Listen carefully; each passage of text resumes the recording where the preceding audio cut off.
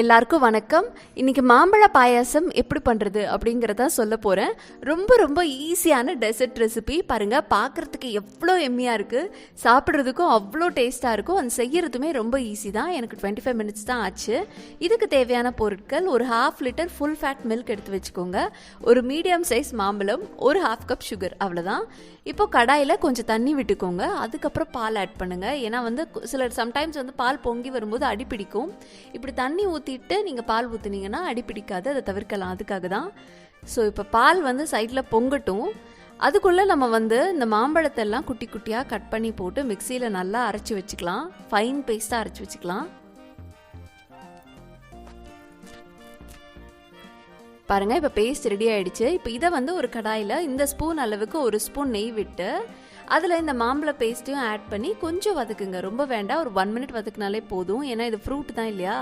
So just அந்த நெய்யோடு அது mix ஆகணும், அந்த ஸ்மெல் அதில் வரணும், கொஞ்சம் ஹீட் ஆகணும், இவ்வளோ தான் நமக்கு தேவை. ஸோ ஒரு 1 மினிட் மட்டும் வதக்கிக்கோங்க, போதும். வதக்கி அதை தனியாக எடுத்து வச்சுக்கோங்க. அதில் எந்த இதுவும் நீங்கள் பண்ணணும்னு அவசியம் இல்லை. இப்போ இந்த பால் பொங்கி கொஞ்சம் அது கெட்டியாக ஆரம்பிக்கணும். அந்த டைமில் தான் இந்த பேஸ்ட் ஆட் பண்ணணும்.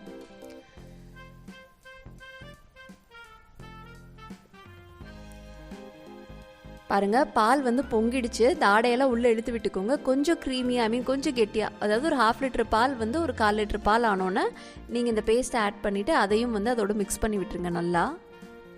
ஏற்கனவே மாம்பழம் ரொம்ப ரொம்ப ஸ்வீட்டான ஒரு ஃப்ரூட் தான். ஸோ தேவையான அளவுக்கு சுகர் போட்டால் போதும்.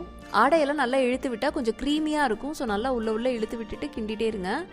அது கொஞ்சம் கொதிக்க ஆரம்பிக்கட்டும். ஒரு 4 கொதியாவது வரணும். இது ஒரு 4 மினிட்ஸ் அடுப்பில் இருக்கணும். அது நல்லா கொதிக்கட்டும். ஒரு 4 to 5 மினிட்ஸ் இருந்தால் போதும், அதுக்கு மேலே இருக்கணும்னு அவசியம் இல்லை. அதுக்கப்புறம் நீங்கள் சுகர் ஆட் பண்ணிக்கலாம் அதில். பாருங்கள், இப்போ அது நல்லா மிக்ஸ் ஆகிடுச்சு. இந்த டைமில் நீங்கள் சுகர் போட்டுக்கலாம். நான் கரெக்டாக 4 ஸ்பூன் சுகர் தான் போடுறேன். ஏன்னா மாம்பழம் ஏற்கனவே ரொம்ப ஸ்வீட்டான மாம்பழம், அதனால 4 ஸ்பூன் போட்டால் போதும்னு போடுறேன். ஒருவேளை கொஞ்சம் புளிப்பான மாம்பழமாக இருந்தால் நீங்கள் கொஞ்சம் கூட அந்த சுவைக்கு இருப்ப போட்டுக்கோங்க. இப்போ இதுவும் நல்லா மிக்ஸ் ஆகட்டும். இது ஒரு 2 to 3 மினிட்ஸ் இது அடுப்பில் இருக்கணும். அதுக்கப்புறம் சைடில் இருக்க ஆடையெல்லாம் நல்லாவே இழுத்து விட்டுக்கோங்க. அப்போ தான் அது அந்த ஆடையெல்லாம் அதில் சேர்ந்துருக்கும் போது கொஞ்சம் க்ரீமி ஃபீல் கொடுக்கும், நல்லா இருக்கும் குடிக்கும்போது. செம்ம சூப்பராக இருக்கும் இது.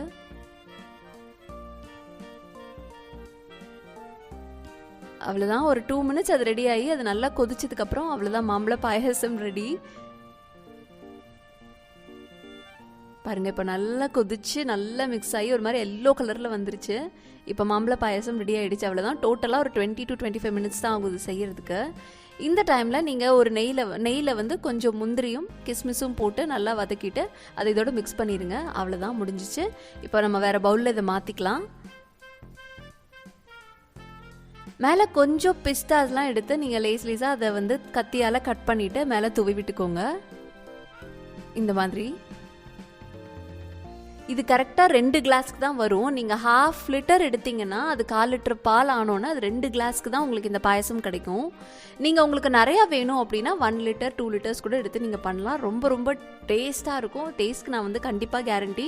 பயங்கர எம்மியாக இருக்கும், டிஃப்ரெண்ட்டாக இருக்கும். கண்டிப்பாக உங்களை எல்லோரும் பாராட்டுவாங்க. நீங்கள் ஒரு தடவை ட்ரை பண்ணி பாருங்கள். ட்ரை பண்ணிவிட்டு உங்கள் கமெண்ட்ஸை கமெண்ட் செக்ஷனில் போடுங்க. அண்ட் இன்னும் இது மாதிரி நிறைய நியூ ரெசிபிஸ் தெரிஞ்சுக்கணுன்னா பவர் கிளாஸ் ப்ரொடக்ஷன்ஸை சப்ஸ்கிரைப் பண்ணுங்கள் அண்ட் லைக் பண்ணுங்கள், ஷேர் பண்ணுங்கள். And this is Priya Vinod signing off here. Take care. Bye.